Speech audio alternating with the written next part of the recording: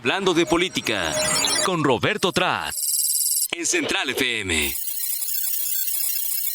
Fíjense que resulta muy interesante. Ahora que estamos viendo que empieza hoy el periodo extraordinario de sesiones para hablar del tema del Plan Nacional de Desarrollo, la visión de Roberto Trat se me hace muy analítica y fundamental en este momento. Roberto, te saludo esta mañana. ¿Cómo estás? Muchas gracias, Pedro. Bien, ¿tú cómo estás? Pues otra vez fugaz y la Bastilla. Fugaz, pero... Bastilla. Yo sigo lingüístico, fíjate. Al rato vamos a hablar de un par de adjetivos que van a suceder en los próximos días. Pero arranquemos con lo sustantivo, el Plan Nacional de Desarrollo que ¿Cómo lo ves tú? se aprueba hoy y mañana. Bueno, no sabemos si se aprueba o no, sabemos que se va a aprobar. Sabemos que es una cuestión de procedimiento, ¿no? A ver, cosas interesantes que hay que hablar sobre este Plan Nacional de Desarrollo y sobre este acto, ¿no? Esta es la primera vez en la historia, Pedro, que se va a aprobar por los diputados el Plan Nacional de Desarrollo. Por eso este periodo extraordinario resulta muy importante, resulta diferente con respecto a cualquier otro, ¿no? Porque es la primera vez que el Plan Nacional de Desarrollo, por obligación constitucional, se tiene que aprobar en la Cámara de Diputados. Ahora, ¿cuál fue la metodología del Plan Nacional de Desarrollo? ¿Cuál fue la metodología del análisis? ¿Cuál fue la metodología para la elaboración del plan? De ese es un poco de lo que quiero hablar el día de hoy.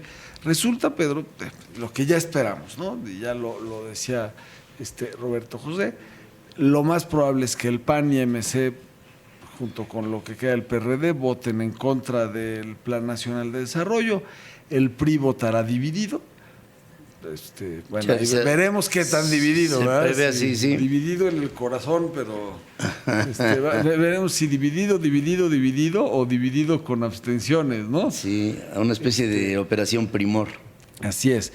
Y habrá un mayoriteo de Morena, además tienen la mayoría absoluta en la Cámara de Diputados, no necesitarían de nadie más para que se apruebe este Plan Nacional de Desarrollo. Ahora, en particular, ¿cuál es la crítica que le hace la oposición al Plan Nacional de Desarrollo? Son dos críticas fundamentales. Primero, que el proceso para elaborar el Plan Nacional de Desarrollo incumple la ley, porque la ley supone que debiera haber habido un mecanismo de participación ciudadana para la elaboración del Plan Nacional de Desarrollo. Es decir, esta ley en la que la ley se creó en 2014, la ley que obliga al gobierno a proponerle al Congreso el Plan Nacional de Desarrollo, se creó en 2014. ¿Por qué? Porque antes llegaban los presidentes, bueno, y ahora también, ¿no?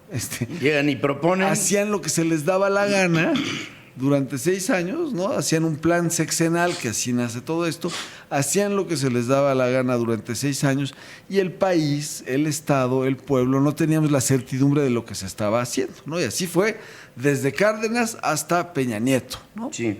Algunos hicieron bien su trabajo, la mayoría no lo hicieron tan bien, etc.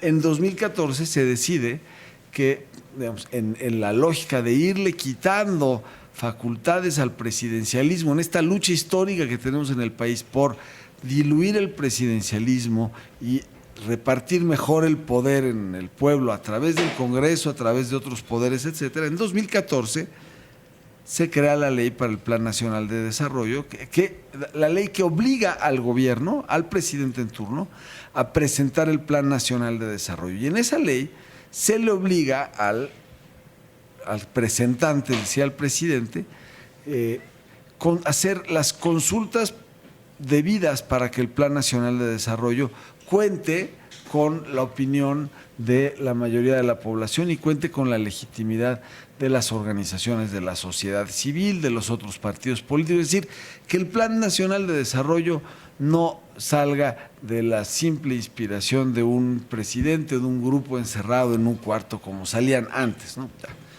Eso no se hizo. Entonces, una de las razones que van a argumentar en la oposición el día de hoy para votar en contra del Plan Nacional de Desarrollo ¿Es esa omisión? Claro, y es una omisión que está en la ley. Es decir, se pasaron la ley por el arco del triunfo. Curiosamente, el Plan Nacional de Desarrollo, que ayer me lo leí un rato para la participación de hoy, habla muchísimo de la cultura de la legalidad y del respeto a la ley. Pues bueno, ya empezamos mal, ¿no? Porque hubo una omisión clara hubo una omisión en el proceso para construir el plan de desarrollo que está en la ley y que en la metodología dice que tiene que participar la sociedad civil, organizada o no, pero tiene que haber una participación de la sociedad en el desarrollo, en la redacción del Plan Nacional de Desarrollo. El otro punto que vale la pena destacar, Pedro, es que pues, el Plan Nacional, ahora, ya, eso es en cuanto a la legalidad del Plan Nacional de Desarrollo. Ahora vamos a la metodología. La metodología carece de metodología. La redacción del Plan Nacional de Desarrollo no tuvo una metodología apegada a el desarrollo de políticas públicas que tuvieran que ver con la Constitución. ¿Qué te quiero decir con esto? Tú agarras el Plan Nacional de Desarrollo, lo que tendría que haber hecho el redactor del Plan Nacional de Desarrollo era agarrar todas las ideas de López Obrador, de la sociedad civil, y decir, a ver, todas estas buenas propuestas, buenas ideas, vamos a agruparlas. Primero en las grandes intenciones, ¿no? La gran intención de combatir la pobreza, la gran intención de buscar por ejemplo, hay una ahí muy bien redactada que dice, sin justicia no hay paz, ¿no? Para alcanzar la seguridad. Ya. Todo eso habría que convertirlo primero en los grandes deseos, las grandes intenciones, después en políticas públicas y después comparar esas políticas públicas con la Constitución para ver si cumplen o no con la Constitución. La mayor parte de la redacción del Plan Nacional de Desarrollo se queda en buenas intenciones. No pasa a políticas públicas y cuando pasa a políticas públicas se queda en el plano de la ocurrencia y no garantiza el cumplimiento de la Constitución, ¿no? Es el problema metodológico. Por eso van a votar en contra los de MC y los de el Partido de Acción Nacional. Y el tercer punto que vale la pena son las grandes omisiones, ¿no? Las grandes omisiones del Plan Nacional de Desarrollo, ¿no? Por ejemplo, la industria turística no aparece en el Plan Nacional de Desarrollo, ya lo veíamos advirtiendo aquí, el turismo no está en el radar de López Obrador, el turismo le parece una actividad, yo pienso que fifí o no sé por qué, no aparece en el radar del presidente López Obrador, cuando aporta el 8% del PIB de este país, cuando además, lo tengo que decir, muchos de tus radioescuchas, Pedro, muchos de nuestros radioescuchas viven del turismo, ¿no? Toda la gente que maneja Uber, los taxistas, los transportistas, todos que nos están escuchando, ustedes que viven del turismo, sepan que en el Plan Nacional de Desarrollo no está la industria turística, como tampoco está el tema del cambio climático y muchas otras omisiones. Entonces, van a votar el Plan Nacional de Desarrollo, se va a aprobar porque tiene la mayoría absoluta Morena en el Congreso y además pues ya tiene al PRI, ya se los jaló, ¿no? Ya lo denunció Narro, está muy claro. Entonces va a aprobarse el Plan Nacional de Desarrollo, pero sí hay que observarlo con preocupación. Y bueno, esto es lo sustantivo. Y hay algunos tips para la marcha del domingo, Pedro, ¿no? Para que quienes están en contra, y escuchaba yo la entrevista que se hace un rato, quienes están en contra del presidente, no caigan en la adjetivación en la que está cayendo los voceros del régimen en contra de sus críticos. Es decir, traten de salirse de las descalificaciones personales a todos los que vienen a la marcha, debatan las ideas como la persona que estuviste entrevistando, que me parece fantástico. Fue una entrevista sobre ideas, no sobre adjetivos. Claro. Y así tiene que ser el debate. Y quienes vayan a las marchas del domingo, yo sí les recomiendo que marchen por las ideas, no por los adjetivos. Parece extraordinario, Roberto Trad. Y solamente una observación sobre sus comentarios que me llama a la acción, a ti. Porque si desde el punto de vista legal, desde el 2014, se necesita de una consulta con la gente para elaborar un plan, si el gobierno actual no lo vio o no consultó, me parece malo, pero si la sociedad no se levantó para ser consultada, me parece peor. Es correcto. Es decir, ¿por qué una sociedad silenciosa cuando sabe que tiene derecho a hablar? Tal vez no lo sabía, Pedro. Pero es que estaba... Sí, tienes razón. Digo, estaba acordado en un proceso de ley. Así es. Entonces, en un marco legal, en donde están las organizaciones empresariales, en donde están las organizaciones sociales, que digan, nosotros tenemos no solamente el derecho, la obligación de aportar.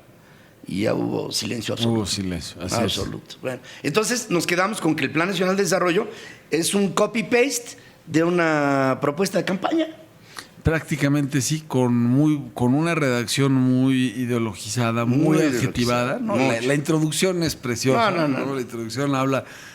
Es buena, es un buen texto, hay que leerlo. Es un buen texto porque es una revisión de la historia de México desde la perspectiva de la izquierda.